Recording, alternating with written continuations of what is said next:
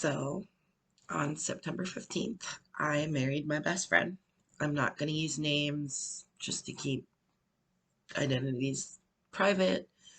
There is still an open case against me, and I am not trying to cause any more problems. So on September 15th, I married my husband. It was a cute little ceremony at a lawyer's office in downtown Bettendorf. Um, Pretty quiet. Some of our closest family and friends were there, but that was really it. We had our reception. Again, all of our closest friends and family came. It was pretty fun. Um, Fast forward, we're married for a couple of months. He moves in, um, and we head out on our honeymoon. In fact, we went on a Disney cruise for our honeymoon down to Ensenada, Mexico, and we did something called a land and sea Disney trip. Um, We started off on the ship on November 4th and disembarked on the 7th.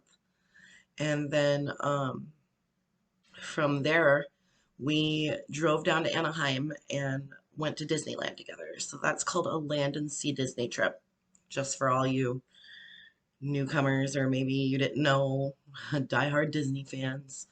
Um, anyway, so we went, we had fun. Um, I left November 1st from here at my house and I took an airplane out to my sister's in Bloomington, California, where I stayed the night with my sister Julia down in Hemet, which is about 30 minutes west, I think. Don't quote me. About 30 minutes west of Bloomington. Either way, my sisters live super close together. It was not that far of a drive, wasn't that big of a deal. So I stayed the night with her. I went down to Bloomington the next day to meet with my other sister and stayed with her so that we could go pick up my husband from the airport. So my husband flies in and lands, and we head down to San Diego to wait to board our ship. So we get down there, and she drops us off probably around like I want to say like 8:30, 9 o'clock in the morning. We stopped and had breakfast together as a family and then went straight down to the cruise terminal. Um, we embarked, everything was fine. My husband was having some complications at work, but again, that was at work, and I really didn't expect it to flow over to our, personal lives, let alone our honeymoon. Bit of foreshadowing there. Um, However, I didn't expect it to affect our daily lives. Like I totally expected it to solve itself, and it did not solve itself at all, like whatsoever. So we get on the cruise ship, and best like 4 nights of my life, may I add. Like it was, if you ever get a chance to go on a Disney cruise, I 1,000,000% recommend it. It is worth every penny you're gonna pay. We had a really good time. We came back, and my sister picked us up again from the cruise terminal and drove us down to Anaheim, and we checked into a motel. Well, we get into the motel, and my husband's work calls and says, "Hey, so and so are having problems with you, and we're going to go ahead and pull you off the clock until further notice," or that's what I caught of the story anyway. Something about he wasn't allowed to go back to work because there were allegations being made against him. However, they were going to look into it. He had been sleeping on the job, something like that. I don't know exactly what it was. I only know what my husband told me. So my husband works in a kind of a residential treatment facility. However, it's more for special needs adults like autism, speech delay, um, just stuff that makes them unable to live alone, cerebral palsy, um, stuff like that. I don't really know how else to put it. Um, so we went down to Anaheim. His job called and said, "Hey, you can't come back until we are done figuring this out," because him falling asleep at work is counted as neglect, I guess, which I'm sorry, but if you're going to hire somebody that has sleep apnea and then throw them on second to third shift, that's not their problem, that's yours. Anyway, we get back into Anaheim and I tell him, hey, don't let this bother you. Don't they're just being assholes. Don't worry about them. It's gonna be okay. And he came around, he went to the park with me the next morning. We got into the park next morning and I have a fissure in my pelvis, which means I have a tiny small hairline crack in my pelvis. I cannot walk long distances anymore. I cannot hold over 20 pounds anymore. Um, I have a lot of health restrictions now that are stopping me from being able to walk around Disneyland. So I had to rent a wheelchair. The whole time I was in the wheelchair, he was complaining about how heavy I am or how long it would take to get from point A to point B pushing my wheelchair. At one point, he noticed I didn't have my wedding ring on because we were going on a water ride and I didn't want to lose it. Um, so I took it off and I put it in my pocket. And he then goes, "Oh, well, I see how it is. If you don't have to wear your wedding ring, then I don't have to wear mine either. Hey, girls, I'm single." No, like, I'm sorry. You don't say that kind of thing to your wife, even if you're kidding. Like, that's not something to joke about. Um, so after that, I kind of let it go because I mean, I know my husband. I know he can be a lot to handle when he's upset.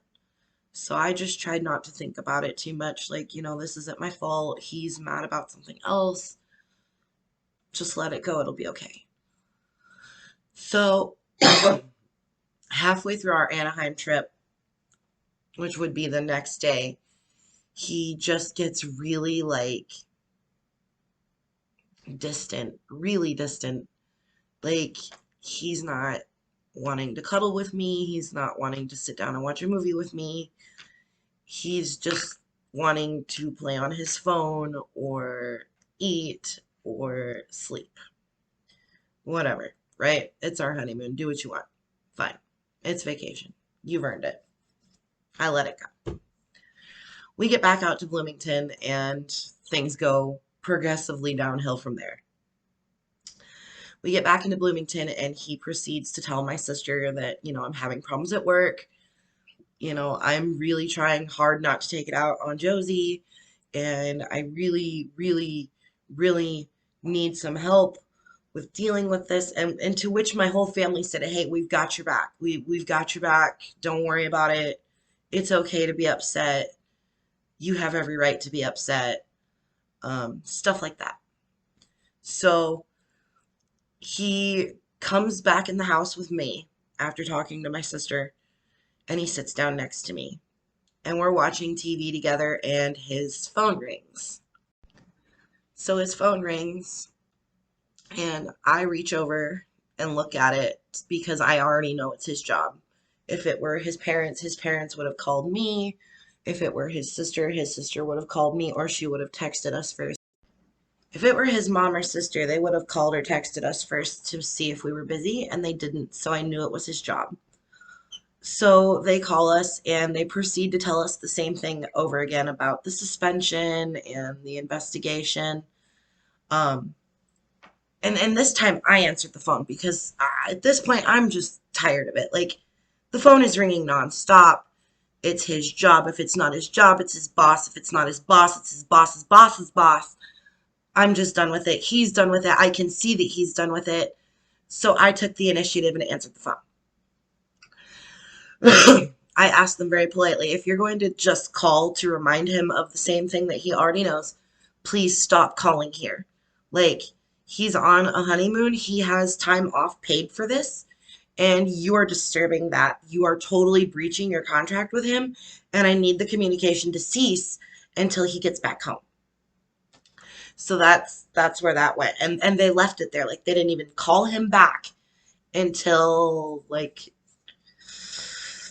I want to say the morning we landed back at home, but I'm not entirely sure. but they didn't call us again. I guarantee you that. You're welcome.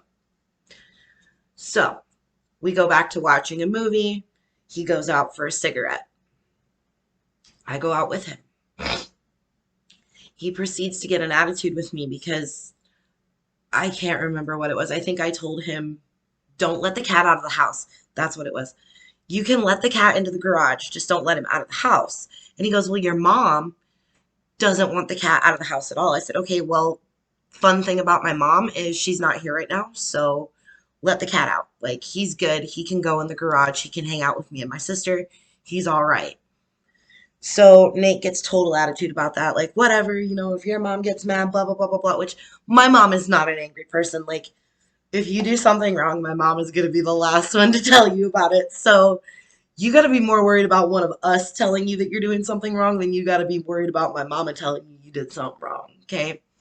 So I tell him it's okay. It's all right. Just leave him be. And he just gets this massive attitude. And I'm like, hey, I get it. Life's hard right now. We don't know if we're going to go home to a job. We don't know what's going to happen. And I understand that. I totally understand that. But you cannot take this out on me. That's not fair.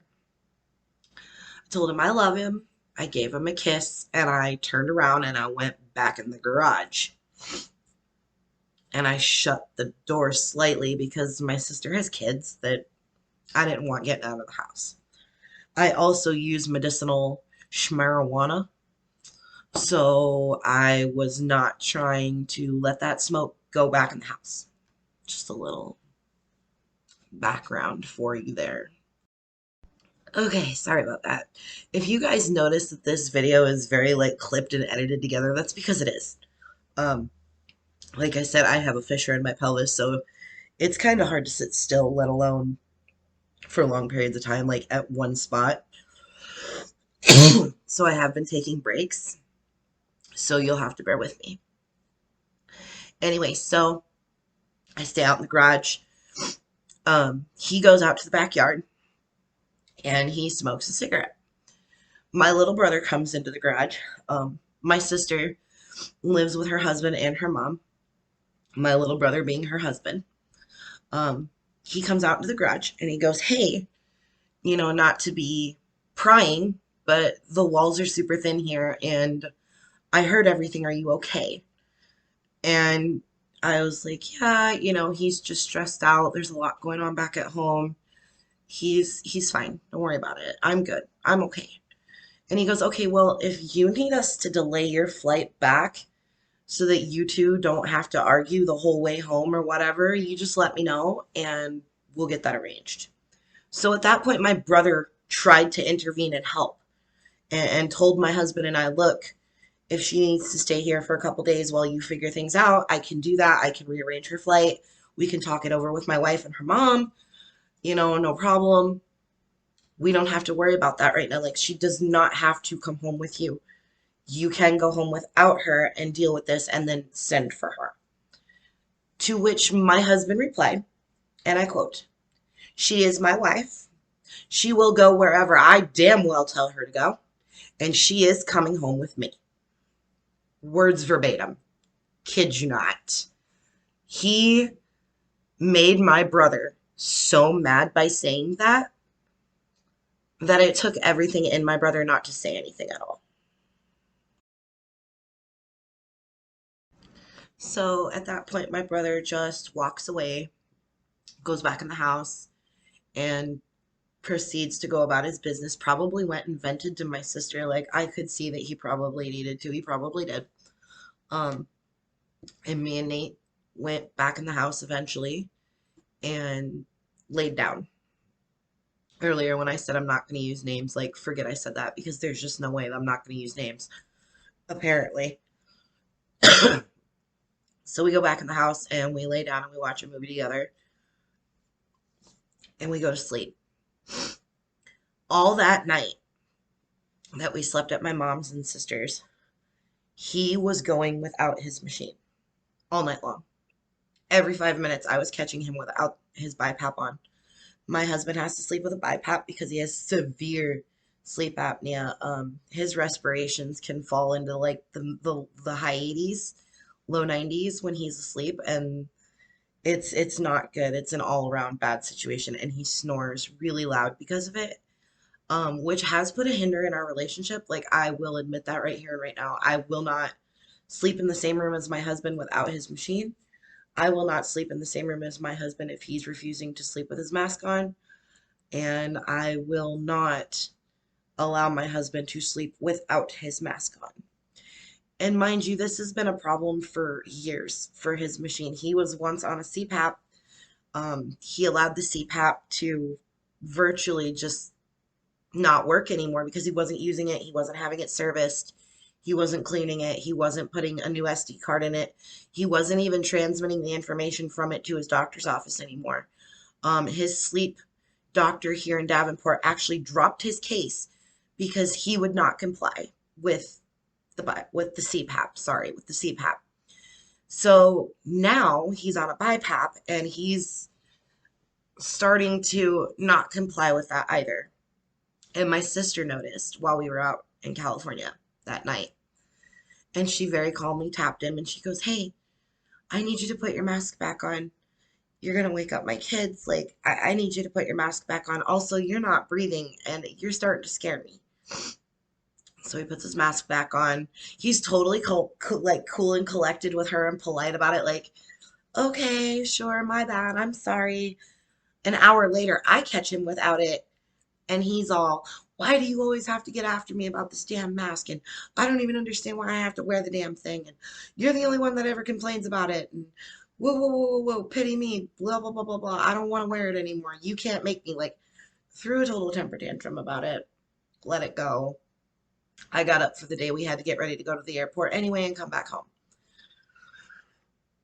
So we get to the airport in Ontario, and I kiss and hug my sister and brother and my mom goodbye, and my nieces and nephew.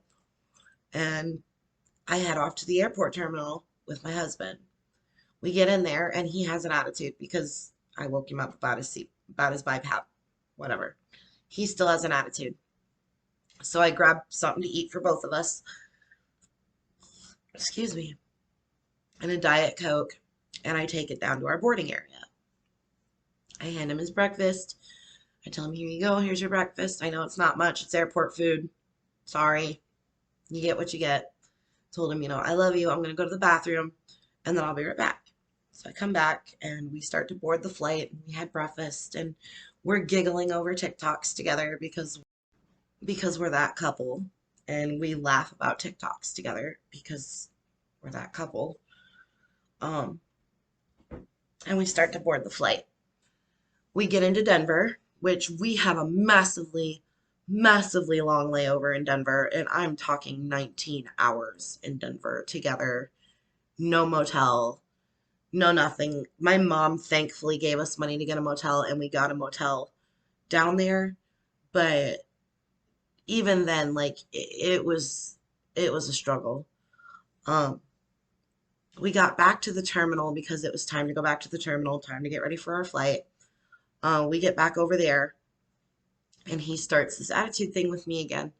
And I look right at him and I tell him, "Look, if you're gonna act like this the whole way back home, like, don't even bother coming home. Just go straight to your mom's. Like, I'm not dealing with this anymore. I love you. I know you're struggling. I'm so sorry you're struggling. And I've told you we can figure it out together. But apparently you don't want that." And I let it go and I walked away from him. I walked away from him. Yes, I walked away from him. But he knew where our flight was leaving from, so he wasn't in any danger. He was in no danger of being left. He had access to his boarding pass. I just needed my space. I have bipolar disorder, depression. I needed my space. I have anxiety. I needed my space. Um, so I took off and I headed into security and over to the gates, and I told him, "Hey, we're going from gate A32. Get on, figure it out. I can't do this with you right now. I love you. Meet me at the gate. If you get lost, call me. I'll come find you, but I need to go."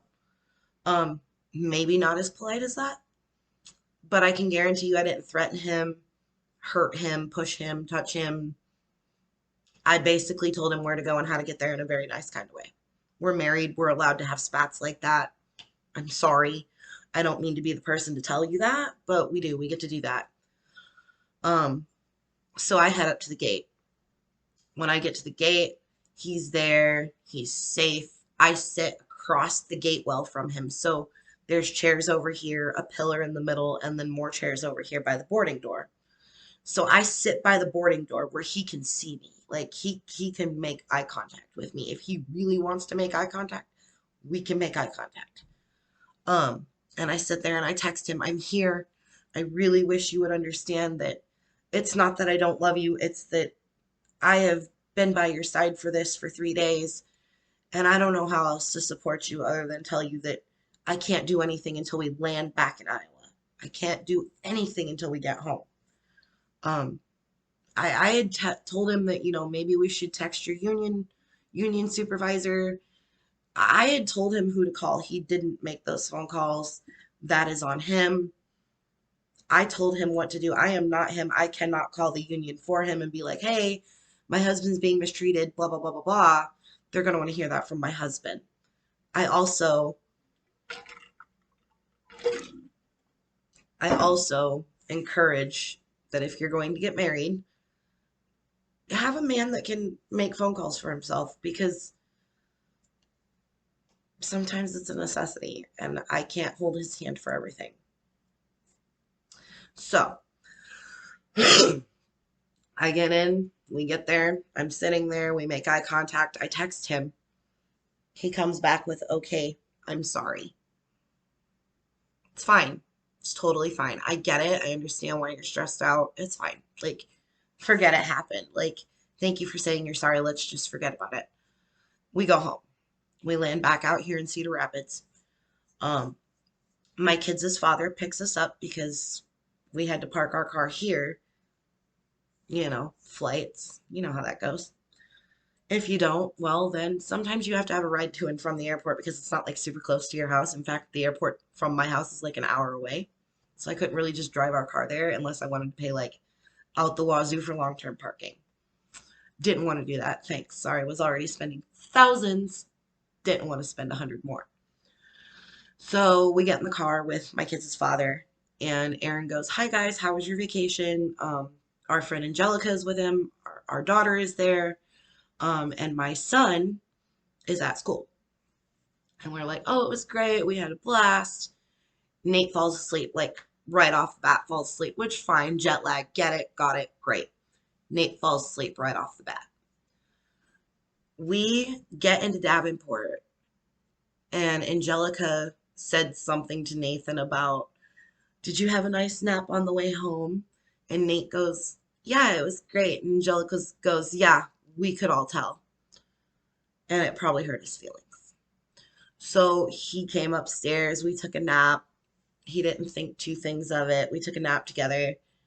We, I'm sorry, this is already going to be a marked video for mature audiences anyway. We made love. We went to bed. We woke up and we woke up for about maybe an hour so that I could put the baby to bed between us because we co-sleep.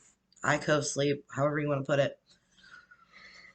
I put her between us like I normally do, and I went back to sleep with him, and he did too. We went back to bed after we got her, took her from Angelica and put her in bed.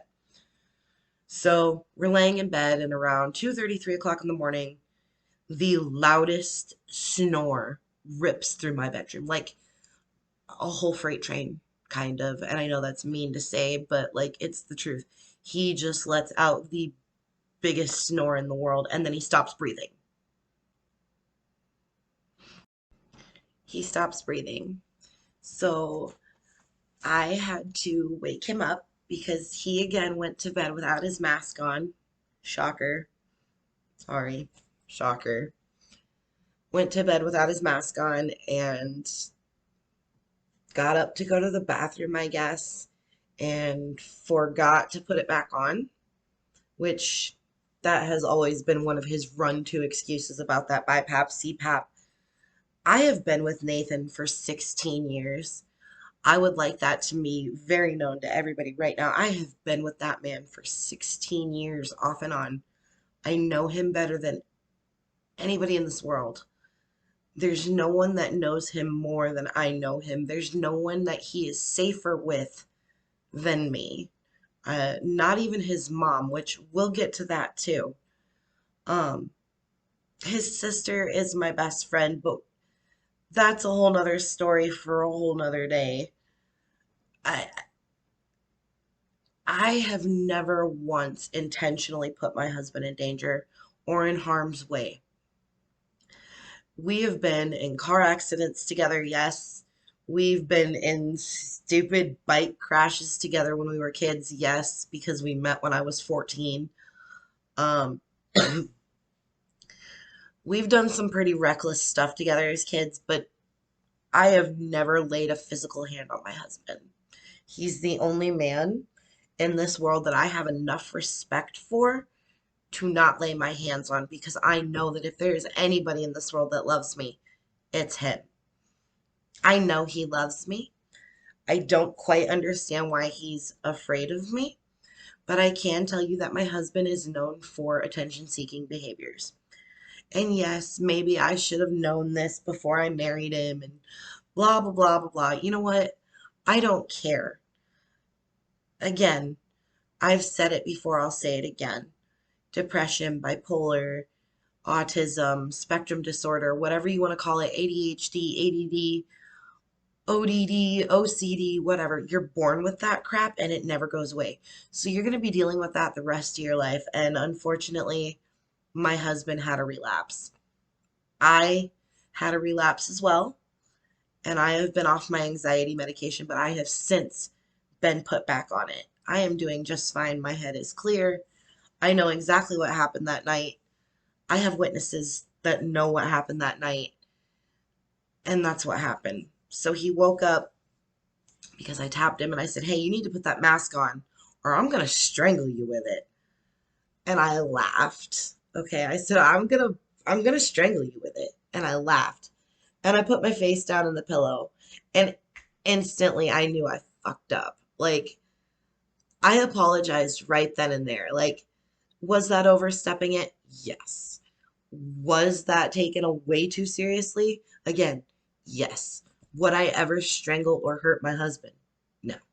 Have I ever been accused of a domestic violence that I did not commit, saving, protecting, or serving my family? No. Have I been to jail for a domestic violence? Yes. Did I accrue that domestic violence protecting my children? Hell yes. Will I do it again? Yes, I will do it again. If I ever need to do it again, yes, I will do it again. Sorry. Maybe I'm a bad mom because I said that, but I don't really give a shit. So he gets up, he gets angry. He gets really angry. Like I am talking irate, so angry. And he's gonna drive this angry. Like he's yelling, he's cussing at me, he's calling me names. He's yelling to where the baby is freaking out. He wakes up Angelica and Mike and they're guests in this house. Like everybody wakes up. Everybody heard what happened. And he tried to drive. He came up for the keys. They were right here next to us on my desk. And I snatched them because they were my keys too. My keys were definitely on that keychain. I snatched them and I tossed them behind me into the closet. My living room was set up differently. I tossed him into the closet and he couldn't find him for a mad minute because my closet was once a disaster area and it's not anymore. So there's that one spot in everybody's house that turns into a black hole. Mine is the living room coat closet. You're all welcome. If you don't know, you do know. And if you do know, you know. So I throw the keys because I'm not letting him drive this angry in the middle of the night across the bridge, across the Mississippi River, this angry, this tired, and on his medication. I'm not letting it happen. So I make sure he can't find the keys. I did that to save his life or potentially save his vehicle or somebody else's life and vehicle. Would I do it again? Yes, I would. Do I regret doing it? No, I don't. Um, in my mind, I'm protecting me, him, and others. So if that's a messed up way of thinking, I'm sorry because I threw our keys, but I didn't need him driving off like that. There are plenty of places he can go in this house to get away from me. There's a back patio, there's a front porch, there's an enclosed basement. He could go to several different places to get away from me. A soccer field, playground. There's a park right down the road. And I'm sure that if the cops would have stopped him, all he would have had to say was, "Hey, I'm going through it with my wife. Just need to think." And as long as he's not causing problems, I don't see why it would have been an issue. Because the cops here are pretty cool, usually, here in Iowa anyway. So he goes and sits down and he's like, "Fine, whatever." And we talk it out and we're fine. Like an hour later, we get down to the nitty gritty and we work it out. We're kissing, we're hugging, everything's fine. He has a doctor's appointment that same afternoon. And he's supposed to be taking the baby with him so that I can get some sleep after just taking an airplane, having a 19-hour layover, taking care of my daughter, coming home, fighting with him, fighting with his job. He was going to take the baby so that I could take a nap, which I was so grateful for. That time comes around and he makes a million excuses to not take the baby with him. It's either I can't right now, she doesn't want to come with me, and she clearly wants to go with him. Like she's got her shoes on, she's got her socks on, she's got her coat on, she's ready. He just didn't want to take her with. I later found out that he did not go to do his doctor's appointment. He instead went to his mother's, and on the way there changed his phone number, locked me out of our bank accounts, which he'll sit here and tell you those are not my bank accounts, but they are in a way. My account is linked to his accounts. It's kind of like a joint account thing, but I brought my bank accounts into an app with his bank accounts, and we keep everything together now.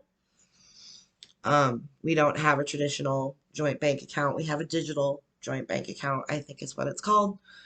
Um, anyway, and he locked me out of everything. Um, everything. Didn't call me, didn't text me. I called his mom. This is where we're going to start off with my mother-in-law. My mother-in-law, I would first of all like to say, is a mental health nurse for the Veterans Association of America. She is supposed to be an expert in these kinds of things and dealing with these kinds of behaviors and these kinds of problems. And I want you to keep that in mind as I continue the rest of this story. She is someone that is supposed to know what she is doing. And she's also held to a standard because she is a medical administrator. Anyway, so I call his mom. When I call his mom is at work and she knows nothing about what's going on, which understandable. We just got back into town. Like, "Hi, how are you? We just got back into town and your son's having a total mental breakdown and is like totally on his way to your house right now. Probably changed his phone number, locked me out of the bank accounts, won't talk to me, won't text me, nothing." Okay, nothing. Like he just went radio silent. I'm going to the doctor turned into radio silence for 9.5 days. Okay. This was by this point, this was November 14th, and he stayed gone till November 23rd, the night before Thanksgiving. Every Thanksgiving, I take my kids down to Wisconsin because that is our family kick-it spot, if you will. There's an indoor water park, an indoor theme park, geared for kids my kids' age. Perfect, perfect for my children to just get out and have a good time. We do it every year. No regrets, YOLO, whatever. It's something we do as a family.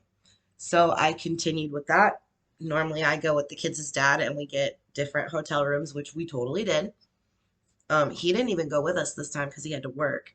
He basically gave us a ride there and a ride back. But when he was there, he was not there while I slept. Um, anyway, So we get down there, and by this point, I'm having to go through his mom for everything. She's blowing up my phone. Who can come and get his meds? Who can go and get his BiPAP? Who can go and get his PlayStation? Who can go and get this? Who can go and get that? Blah, blah, blah, blah, blah, blah, blah. And I'm like, I'm not home. I'm out in Wisconsin with the kids. I do this every year. He knows this. I'm not at home. He should have his keys. And she goes, no, no, he left his keys there and he has your food stamp card. I said, I am well aware that he has my food stamp card. Thank you. I have a picture of it. I already changed the PIN number. I'm not necessarily worried about the food stamp card. So I told her, okay, well, I'm not home. I can see if Aaron or Mike can open up the apartment if he left his keys and let someone in to, let him in to go get it. And she goes, no, no, no, no, no. Someone has to take it to him. Like, it has to be Aaron or Brian. Brian is Aaron's father. Has nothing to do with this. Like, is only the grandfather of one of my children biologically. Um, has to be Aaron or Brian. Aaron's at work. Brian is old as crap and doesn't want to deal with it. None of his business. Why would he want to deal with it? He said no. Nope, sorry. Not in the middle of this. But by the way, your son owes me $130 because I put his wife in a hotel in Anaheim. Like, that was the extent of that conversation between the two of them. So Aaron told him, yes, I can do it, but you're going to have to wait till I get off work and I will bring it to you. Which, thank you. I appreciate that. My husband needed his meds, needed his machine. Not that he was going to use his machine, but he needed it. I'm glad it got to him. So my husband gets his machine, gets his meds, whatever. I get a phone call from my kid's father because he's over there checking the mail while I'm down in Wisconsin. This is now the 22nd.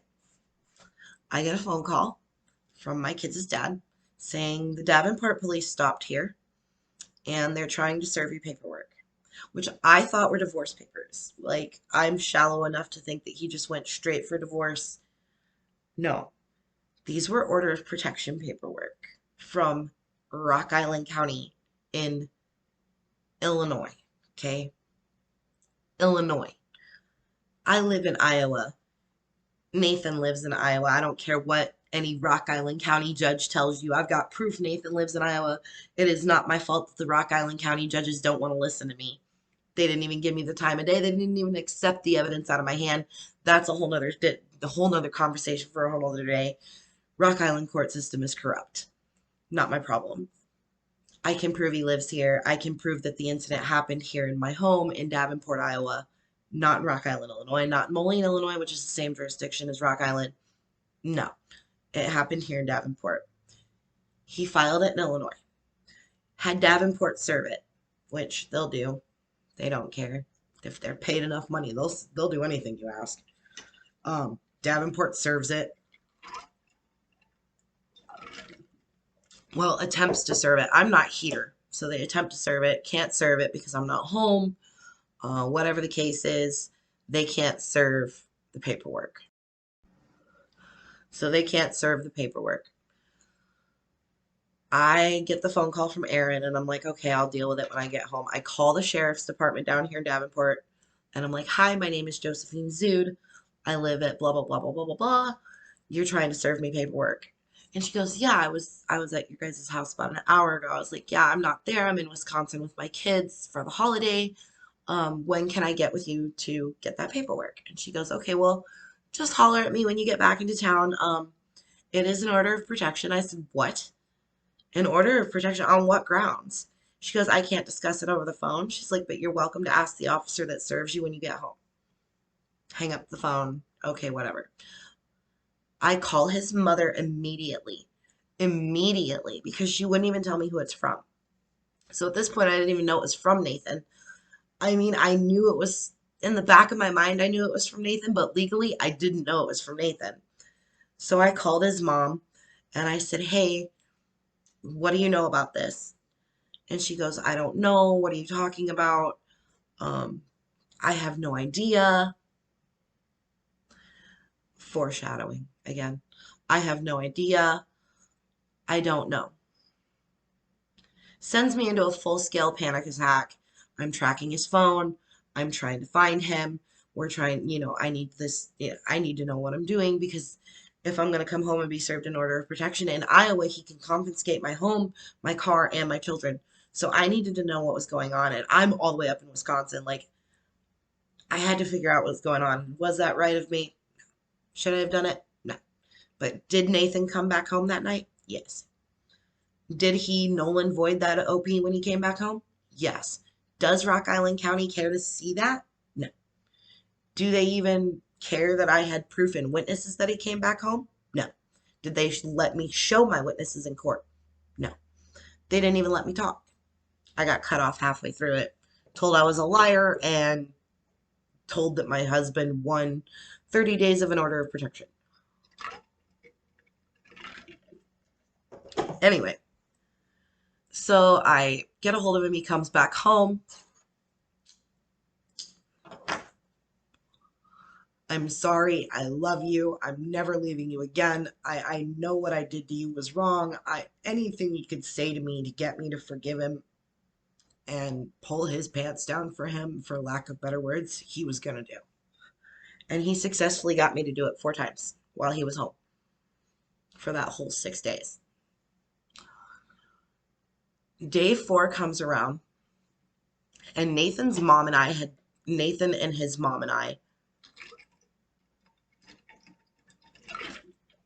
had been discussing the possibility of finding me a new psychiatrist.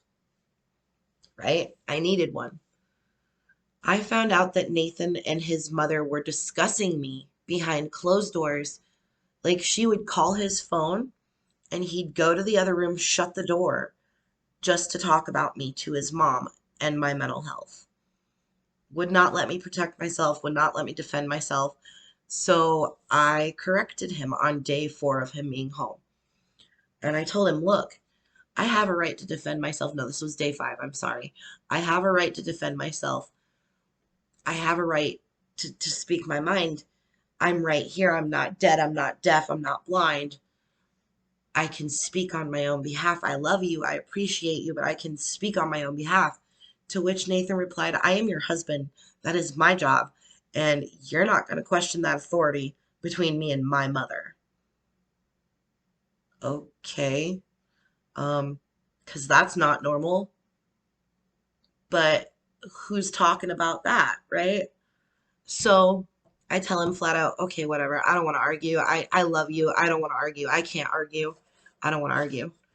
I have spent the last 9.5 days arguing, and I cannot argue anymore.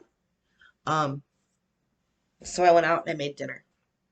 He went to the gas station to put gas in his car because he had to go to work the next day, which comes to find out he didn't have to go to work.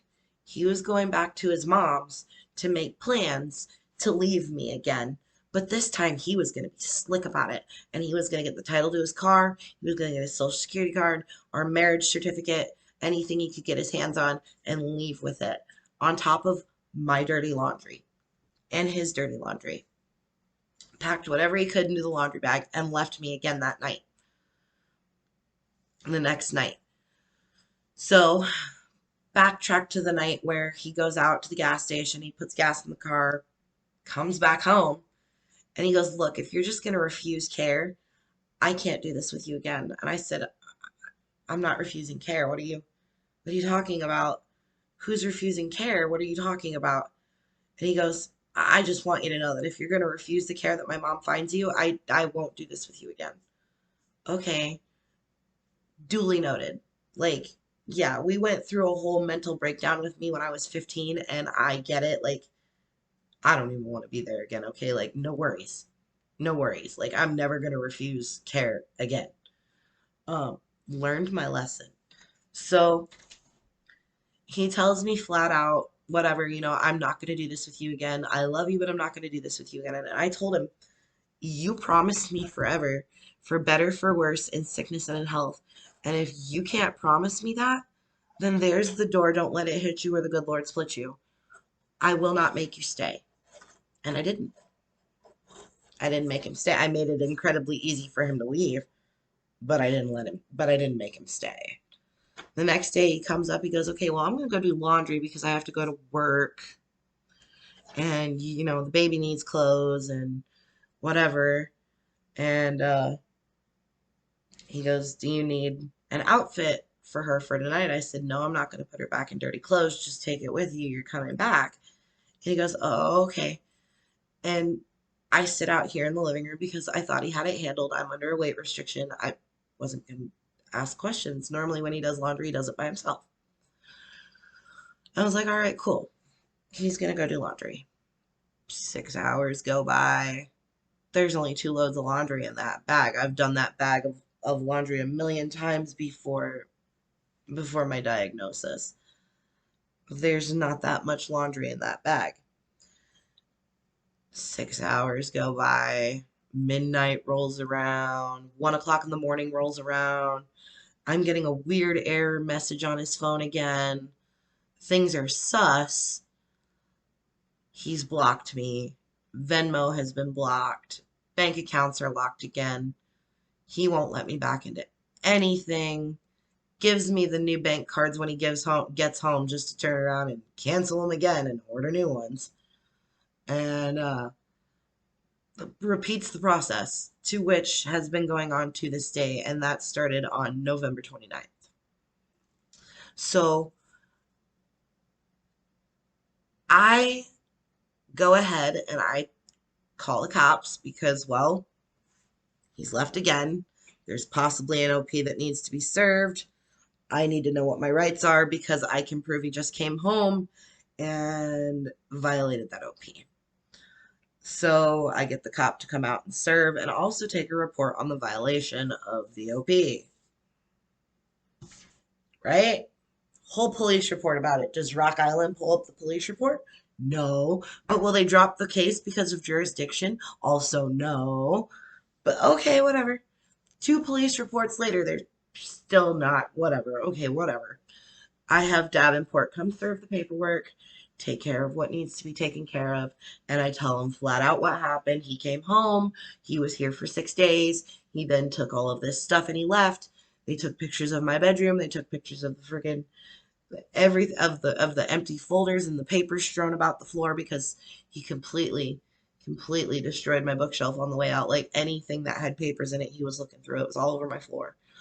Um, at that point, I kind of sank to my knees and realized that I didn't have a husband anymore. And if I did, it was going to be very hard to forgive him. I love my husband to this very moment. I love my husband so much that it hurts. And I would do anything, literally anything, to make his life better and our lives better and more fruitful and wholesome. But he will not let me. His mother and his relationship is so unhealthy that you can't trust her with anything. She was supposed to be helping me find help, and she just helped him make everything a butt ton worse. She took him back in. She helped him change his phone number. She bought him a new car so that I couldn't recognize his car in public anymore. Um, Anything she could do, she did it. He sits in court and says, I want a divorce. I'm done with her. And the feeling that gives you, God, that hurts. It's like a whole knife, a red hot knife, going through your heart and your stomach at the same time. This video is made to tell my side of the story, and that's it. I hope it gives everybody a clearer picture of what happened that night. And see ya next time or not, maybe. I don't know. Depends on if I post this. If I do decide to post this, remember to like and subscribe.